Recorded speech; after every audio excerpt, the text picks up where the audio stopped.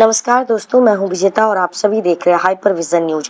प्रेम विवाह के सपनों को चकनाचूर कर देने वाली एक दर्दनाक घटना ने पूरे जिले को झकझोर कर रख दिया है। कमतौल थाना क्षेत्र के बरहमपुर पश्चिम गांव में 24 वर्षीय साक्षी कुमारी की संदिग्ध परिस्थितियों में गोली मारकर हत्या कर दी गई। इस घटना के बाद इलाके में सनसनी फैल गई और लोगों में भारी आक्रोश देखा जा रहा है। मृतका के परिजनों का आरोप है कि साक्षी ने परिवार की इच्छा के विरुद्ध अपने चचेरे भाई शिशिर भारद्वाज से प्रेम विवाह किया था। शादी के कुछ समय बाद ही ससुराल पक्ष की ओर से कथित तौर पर 20 लाख रुपए दहेज की मांग किए जाने लगी। मांग पूरी नहीं होने पर साक्षी को लगातार प्रताड़ित किया जाता था। परिजनों का कहना है कि दहेज नहीं मिलने से नाराज ससुराल वालों ने साक्षी की गोली मारकर हत्या कर दी। घटना के बाद पति समेत ससुराल पक्ष के सभी सदस्य घर छोड़कर फरार हो गए, जिससे हत्या की आशंका और गहरा गई है। घटना की सूचना मिलते ही पुलिस मौके पर पहुंची और शव को कब्जे में लेकर पोस्टमार्टम के लिए भेज दिया।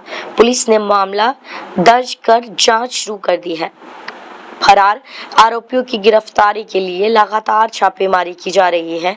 इस घटना ने एक बार फिर समाज में दहेज प्रथा की भयावहता और महिलाओं की सुरक्षा को लेकर गंभीर सवाल खड़े कर दिए हैं। गांव और आसपास के क्षेत्रों में घटना को लेकर लोगों में भारी रोष देखा जा रहा है। दोषियों को जल्द गिरफ्तारी कर कड़ी सजा देने की मांग भी उठ रही है। ऐसा कोई विवाद नहीं था जिसके लिए वो लोग सार्वजनिक रूप से लोगों के पास जाए। इन लोग का आपस का खुन्नस था, चूंकि उसके कार्यविधि में कोई कमी रही होगी, इन्होंने उसकी सूचना दी होगी, जाहिर सी बात है।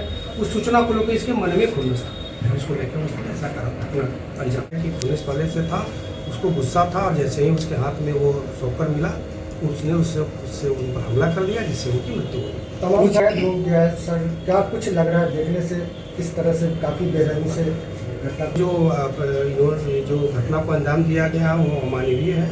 ये समाज के लिए एक सोचने का विषय वस्तु है कि लोगों के मन में इतने आक्रोश कैसे रहते हैं एक दूसरे के लिए। लेकिन घटना का कारण वही है और सीसीटीवी में भी नज़र जो आया और घटना का कारण जो उसने बताया या एजेंसी के मालिक और जो कर्मी थे आसपास के लोगों ने, तो सीसीटीवी में भी वही चीज़ें नज़र आई हैं जो घटना का कारण बताया जा रहा है। पूछताछ में तो वो बताया कि मैं बहुत गुस्से में था और पहले से ही उसका मानसिकता बनी हुई थी कि मैं इनके ऊपर हमला करूँगा और इनको मैं मार डालूंगा। आपराधिक की अभी तक हम लोग उसको अनुसंधान कर रहे हैं, ऐसा कुछ अभी समय नहीं आया है। जैसे आएगा आप लोग को। घटना के समय कोई और स्टाफ भी थे वहाँ पे? घटना के समय एक और मैकेनिक था जो काम कर रहा था, उसी ने वन डायल पे फ़ोन भी किया, अगल बगल के लोगों को बताया, जिसमें लोग दौड़ के आए। तब तक जो मृतक हैं उनकी स्कूटी को लेकर अपराधी भाग।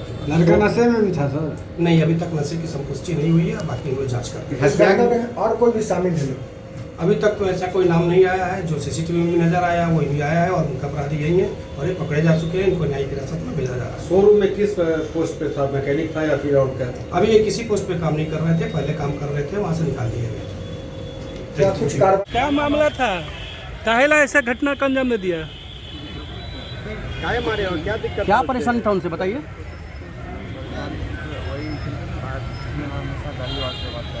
खाली फोटो ले लीजिए। अच्छा, तो आपको गाली दे दिया था क्या?